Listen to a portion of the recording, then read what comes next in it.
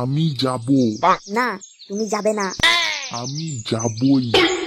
দেখি আমায় কে আটকায়, কার বাড়ায় এত জোর। আমি আটকাবো। তোমার জন্য আমাকে লোকের কাছে কথা শুনতে হয়। তোমার জন্য আমি বাইরে মুখ দেখাতে পারি না, লোকের সামনে আমার বাড়া কাটা যায়। যে গুদমারানি যা বললো আমার কিছু যায় আসে না। আমি যাব মানে আমি যাব। বাড়া এতগুলো টাকা খরচ করে ইংলিশ বাথরুম তৈরি করেছি, আর তুমি গুদমারানি রোজ গিয়ে জঙ্গলে হাঁকবে?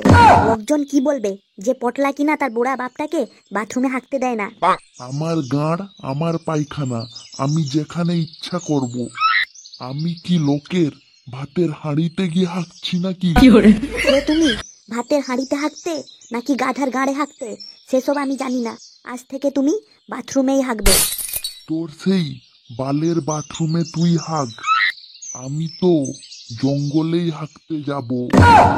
জঙ্গলে হাঁকতে বসলে মৃদু বাতাসে যখন নরম ঘাসের আগাগুলো গাঁড়ে সুড়সুড়ি দিয়ে যায়, তখন যে সুখ, সে সুখ মিয়া খলিফাতেও নেই। মিয়া খলিফাতে না পেলে মিয়া মালকোবাতে পাবে, তবুও তুমি বাথরুমেই হাঁকবে। আমি জঙ্গলেই হাঁকবো। আমি তোমাকে জঙ্গলে গিয়ে হাঁকতে দিব না। সরকারি জঙ্গল, আমার গাঁড়, আমার হাগা, তুই তাতে বাধা দেওয়ার কে বাড়া?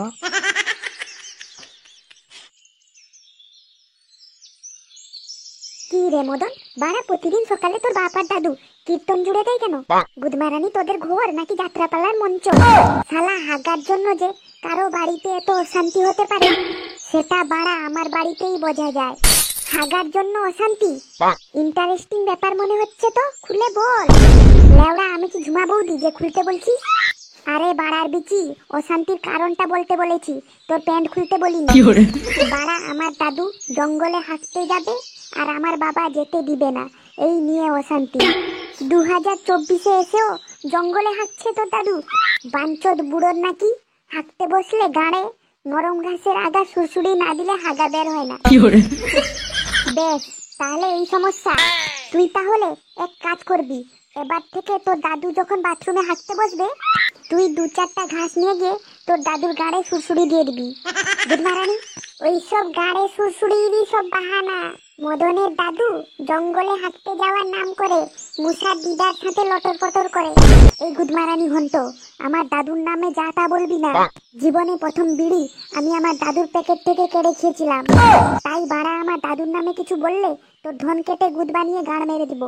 গুদমারানি, আমি আমার নিজের চোখে দেখেছি তোর দাদু যখন জঙ্গলে ঢুকে, তারপরে মুসার দিদা ছায়া তুলে পিছন পিছন জঙ্গলে ঢুকে যায়, তারপর জঙ্গল থেকে মিয়া দিদি গান শোনা যায়। তুই গুদমারানি কানাচোদা, কি দেখতে গিয়ে কি দেখেছিস? তোর কথায় আমি আমার দাদুকে সন্দেহ করব?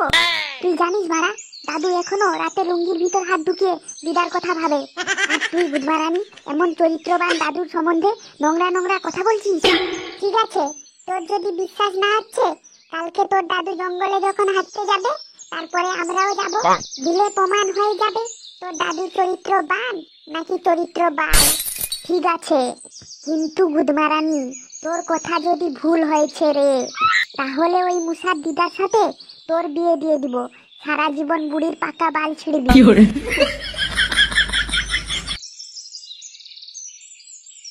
আজকে বাড়া অনেক দেরি হয়ে গেল, কি জানি আমার ডার্লিংটা রয়েছে কিনা। এখন তোমার আসার টাইম হলো, সেই কতক্ষণ থেকে দাঁড়িয়ে রয়েছি। আমার ছেলেটা কোনো মতে আসতে দিতে চাইছিল না, কত ঝগড়া করে এসছি। নাও নাও, আর দেরি করো না, ছায়াটা তুলে শুয়ে পড়ো। না, আজকে আর নয়, অনেক দেরি হয়ে গেছে, কেউ এসে পড়বে। এমন করে না সোনাটা, এখন লাগাতে না পারলে আবার কালকে সকাল পর্যন্ত অপেক্ষা করতে হবে। আমি ততক্ষণ অপেক্ষা করতে পারবো না। আমার সোনা ডার্লিং, তুমি তাড়াতাড়ি ছায়াটা তুলো, আমি এক্ষুনি শেষ করে নিব। না, আমার এখন আর ইচ্ছে করছে না। বাড়া ছেলের সাথে এত ঝগড়া অশান্তি করে এলাম, আর তোমার কি না ইচ্ছে করছে না? এমনটা করে না গুদু সোনা, আমি যে এখন না পেলে মরে যাব। তুমি দেরি করে এসছো, সেটা তোমার দোষ। আজকের দিনটা হাত মেরেই চালিয়ে নাও। কেউ আসবে না গুদু সোনা, তুমি তাড়াতাড়ি একটু ছায়াটা তুলো, আমি 2 মিনিটে শেষ করে নেব। পাড়া মেগি নাকি 2 মিনিটে হয়ে যাবে? না, নাতি তুই। দাদু, নাতি নয় নাতিরা বলুন। ছি ছি দাদু, তুমি কিনা শেষে মুসার দিদার সাথে, আমার দিদাটা সারা জীবন তোমার নিচে শুয়ে শুয়ে মরে গেল, আর শেষে তুমি কিনা রাসলীলা করছো। তুই ভুল বুঝছিস নাতি। আমি এই মুখ এখন লোককে কিভাবে দেখাবো? ছি ছি ছি।